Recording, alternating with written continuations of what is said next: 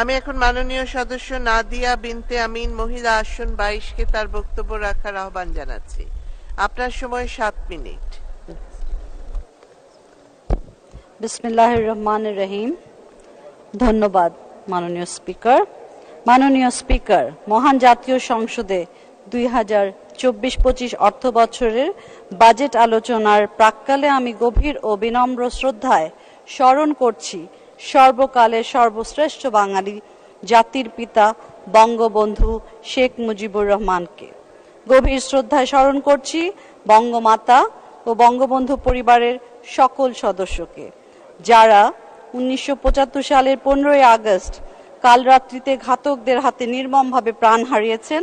75-এর কালো অধ্যায়ে সকল শাহাদাত বরণকারী শহীদদের আত্মার রুহের মাগফিরাত কামনা করছি। গভীর শ্রদ্ধায় সম্মান জানাই শহীদ জাতীয় 4 নেতাকে, যারা ছিলেন বঙ্গবন্ধুর সুযোগ্য সহচর। শ্রদ্ধা ভরে স্মরণ করছি বীর সেনাদের, যারা মুক্তিযুদ্ধে অংশ নিয়ে দেশ স্বাধীন করেছেন। নির্যাতিতা মা বোনদের কাছে আমরা চিরঋণী, যাদের সর্বোচ্চ ত্যাগ ও দহন আমাদের দেশ স্বাধীনে অকুতোভয় অবদান রেখেছে। সকলের প্রতি জানাই শ্রদ্ধা ও সম্মানে অবনত হই লাল সবুজের পতাকার কাছে।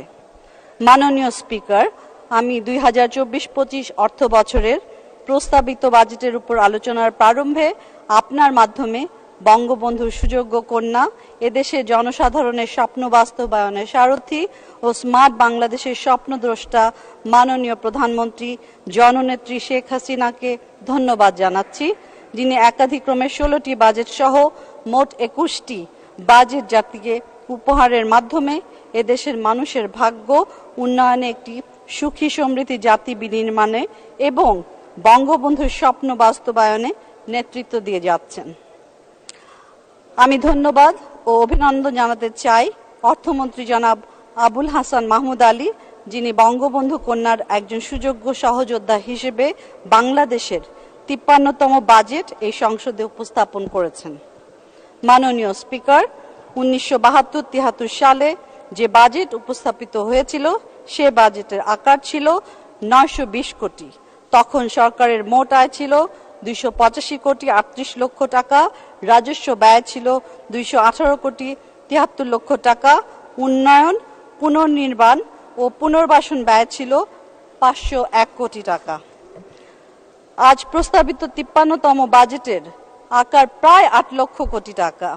মোট আয় ধরা হয়েছে 5,41,000 কোটি টাকা। রাজস্ব ব্যয় প্রাক্কলন করা হয়েছে 5,06,971 কোটি টাকা। উন্নয়ন ব্যয় ধরা হয়েছে 2,81,453 কোটি টাকা। 2008-09 অর্থ বছরে মোট বাজেটের আকার ছিল 99,961 কোটি টাকা আর মোট আয় ছিল 75,728 কোটি। রাজস্ব ব্যয় ছিল 60,758 কোটি টাকা। উন্নয়ন ব্যয় ছিল 25,600 কোটি টাকা। মাননীয় স্পিকার, উল্লেখিত পরিসংখ্যানে প্রতীয়মান হয় যে মাননীয় প্রধানমন্ত্রীর নেতৃত্বে এদেশের অর্থনীতির বিরাট সাফল্য অর্জন করেছে। জিডিপির আকার ছিল 102 বিলিয়ন মার্কিন ডলার, মাথাপিছু আয় ছিল 48,317, সেখান থেকে এসে দাঁড়িয়েছে জিডিপির পরিমাণ 459 বিলিয়ন মার্কিন ডলার এবং মাথাপিছু আয়ের পরিমাণ 3,06,144 টাকা। এই 1.5 দশকে শিক্ষা, স্বাস্থ্য, জ্বালানি, যোগাযোগ, নারী ক্ষমতায়ন, প্রান্তিক জনগোষ্ঠীর জীবনমানের উন্নয়ন সহ আর্থসামাজিক সুরক্ষা বলয় সহ প্রতিটি ক্ষেত্রে গত 1.5 দশকে যে উন্নয়ন সাধিত হয়েছে তা আমরা সকলেই প্রত্যক্ষ করছি। এই উন্নয়ন যার নেতৃত্বে সাধিত হয়েছে তার একজন ক্ষুদ্র সৈনিক হিসেবে আমি গর্ববোধ করছি। আমি নেত্রকোনা জেলার বাসীর পক্ষ থেকে তাকে, প্রধানমন্ত্রীকে ধন্যবাদ জানাচ্ছি এবং মাননীয় অর্থমন্ত্রীর প্রতিও আমাদের নেত্রকোনাবাসীর পক্ষ থেকে ধন্যবাদ জানাই। মাননীয় স্পিকার, বিশ্বব্যাপী যুদ্ধ ও অর্থনৈতিক মন্দা এবং দেশের উচ্চ মুদ্রাস্ফীতির কঠিন চ্যালেঞ্জের মাঝেও রূপকল্প 41 বাস্তবায়নের অংশ হিসেবে যে পথ নকশা বাজেটে উপস্থাপিত হয়েছে তাতে মাননীয় অর্থমন্ত্রীর দূরদর্শিতা ও প্রাজ্ঞতা দৃশ্যমান।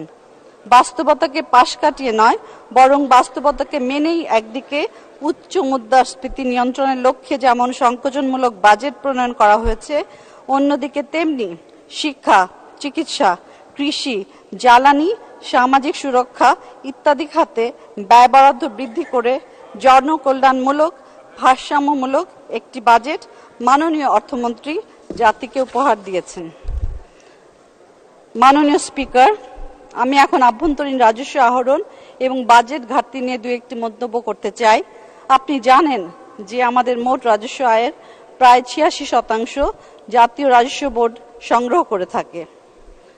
করোনা অতিমারি পরবর্তী অভিঘাত এবং বিশ্বব্যাপী বিভিন্ন আঞ্চলিক কারণে যুদ্ধের বৈশ্বিক অর্থনীতির অস্থিতিশীলতা ও মন্দার মাঝেও রাজস্ব বোর্ডের রাজস্ব সংগ্রহের অগ্রগতি সন্তোষজনকভাবে এগিয়ে চলেছে।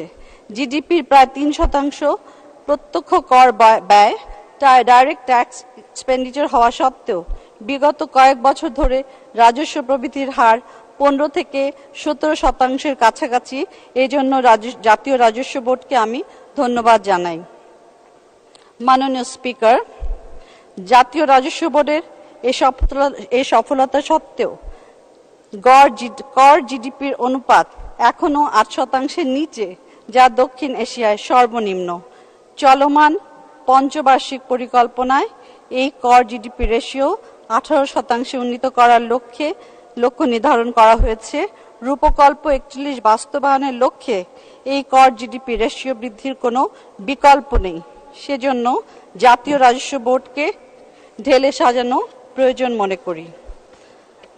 মাননীয় স্পিকার, বিশ্বব্যাপী অনুসৃত সর্বোত্তম নীতিমালার আলোকে কর আহরণ সহ নতুন কাস্টমস অ্যাক্ট, মূসক আইন এবং আয়কর অধ্যাদেশ স্টেক হোল্ডারদের সাথে অংশীদারিত্ব এবং পরামর্শ ক্রমে সময়ে সময়ে যথাযথ সংশোধন ও আধুনিকায়ন করা আমাদের উন্নয়ন লক্ষ্যমাত্রা অর্জনে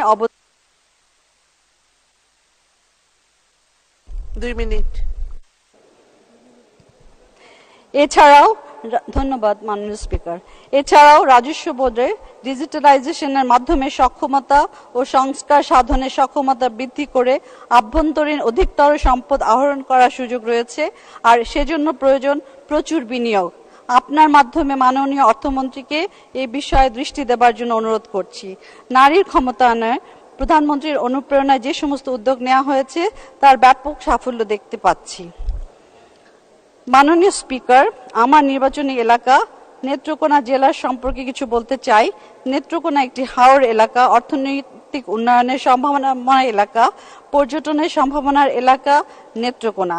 এখানে কৃষির পাশাপাশি মিঠা পানির মাছ সংগ্রহ সহ নানাবিধ উন্নয়নমূলক অর্থ যোগানে গুরুত্বপূর্ণ মাধ্যম রয়েছে। কিন্তু দেশের অন্যান্য জেলার চেয়ে আমাদের নেত্রকোনা জেলার আভ্যন্তরীণ যোগাযোগ ও রেল ব্যবস্থা উন্নত সাধন প্রয়োজন। বিশেষ করে জারিয়া জাঞ্জাল রেল স্টেশনটি, যেটি উত্তর দক্ষিণের সংযোগে কানেক্টিভিটিতে কাজ করছে এবং সুসং দুর্গাপুরের পর্যটন স্থান বীরশ্রীতে পৌঁছানোর জন্য সোমেশ্বরী নদীর উপরে একটি ব্রিজ খুবই সময়ের দাবিদার। এছাড়া বিশেষায়িত কোল্ড স্টোরেজের কৃষি এবং মৎস্য সংরক্ষণের জন্য বিশেষায়িত কোল্ড স্টোরেজের প্রয়োজন আমরা ভীষণভাবে এই এলাকার লোকজন চাইছি। পরিশেষে মূল্যস্ফীতি সম্পর্কে দু একটি কথা বলে শেষ করে দিতে চাই। নিত্য প্রয়োজনীয় দ্রব্যাদি, জ্বালানি এবং শিল্প উপাদান আমদানির ক্ষেত্রে বিদেশি মুদ্রার সুলভ সংস্থান নিশ্চিতকরণ, মাইক্রো ক্ষুদ্র শিল্প, নারী এবং তরুণ শিল্প উদ্যোক্তাদের জন্য বিনা জামানতে স্বল্প সুদের ঋণ এবং বাংলাদেশ করযোগ্য মুনাফা যাতে দেশান্তরিত না হয়। ধন্যবাদ মাননীয় সদস্য।